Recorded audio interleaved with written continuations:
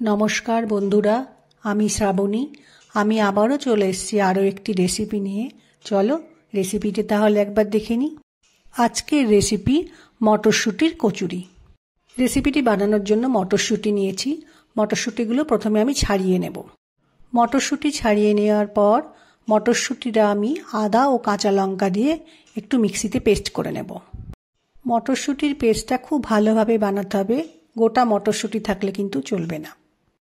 এরপর মটরশুঁটির এই পেস্টটা কচুরি পুরের জন্য একটু বানিয়ে নিতে হবে। তার জন্য সাদা তেল দিয়েছি প্যানে, তেলের মধ্যে একটু হিং দিলাম। হিংটা একটু ভাজা হয়ে গেলেই মটরশুঁটির পেস্টটা দিয়ে দিতে হবে, দিয়ে কিছুটা সময় রান্না করতে হবে। মটরশুঁটির পেস্ট দিয়ে মিনিট খানেক রান্নাটা করে নেওয়ার পর মটরশুঁটির পেস্টের মধ্যে একটু নুন ও চিনি দিয়ে আরও কিছুটা সময় রান্না করতে হবে। কিছুটা সময় রান্না করে নেওয়ার পর মটরশুঁটির এই পেস্ট যখন শুকনো মতন হয়ে যাবে তখন কচুরির পুরটা তৈরি হয়ে যাবে। কচুরির জন্য মটরশুঁটির পুরটা তৈরি হয়ে গেলে আমি একটা বোলের মধ্যে নামিয়ে রেখে দেব। কচুরির পুরটা তৈরি করে নেওয়ার পর আমি একটা পাত্রে ময়দা নিয়েছি। ময়দার মধ্যে নুন দেব, একটু চিনি দেব ও একটু জোয়ান দেব, দিয়ে সমস্ত কিছু চামচের সাহায্যে ভালো করে মিশিয়ে নেব। ময়দার মধ্যে সমস্ত কিছু ভালো করে মিশিয়ে নেওয়ার পর ময়ানের জন্য সাদা তেল দিলাম। তেলটা দিয়ে একটু মেখে নেব। আর একটু তেল আমার দরকার আছে ময়দাতে, এই জন্য আর একটু তেল দিয়ে ভালো করে ময়দায় মেখে নেব। ময়দায় তেল দিয়ে ভালো করে মিশিয়ে নেওয়ার পর আমি ময়দার মধ্যে অল্প অল্প করে জল দিয়ে ভালো করে ময়দাটা মেখে নেব।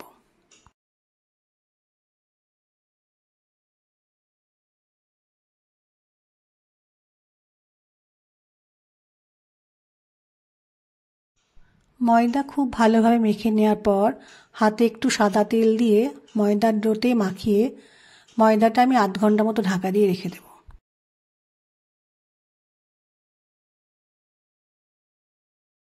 আধ ঘন্টা পর ময়দার ঢাকাটা সরিয়ে রেখে ময়দার ডোটা আর একটু সময় মেখে নিয়ে কচুরির জন্য লেচিগুলো তৈরি করে নেব।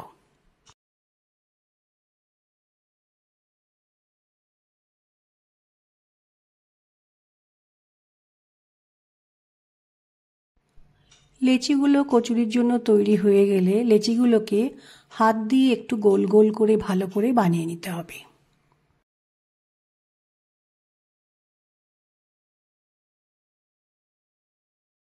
আমি যেভাবে বানাচ্ছি এইভাবে সমস্ত লেচি একটা গোল আকার দিতে হবে।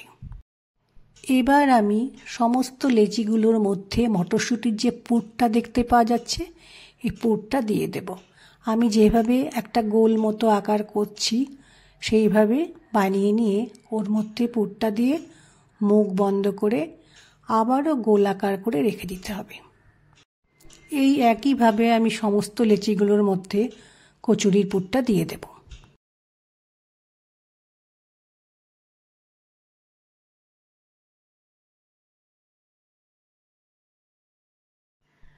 লেচিগুলোর মধ্যে পুর দিয়ে আমার সবগুলোই তৈরি করা হয়ে গেছে। এবার আমি বেলে নেব। কচুরি যেখানে বেলবো প্রথমে সেখানে আমি একটু তেল মাখিয়ে নিয়েছি। এবার লেচিটা নিয়ে একটু তেল মাখিয়ে নিলাম। এবার আস্তে আস্তে করে বেলতে হবে, চাপ দিলে হবে না।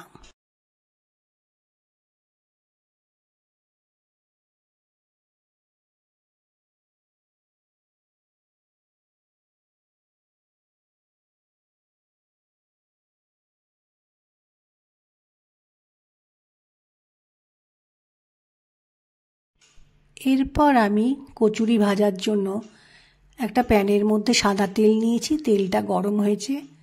এবার আমি কচুরিগুলো ভাজবো। তেলের মধ্যে একটা কচুরি দিয়েছি, এটাকে আস্তে আস্তে ভাজতে হবে।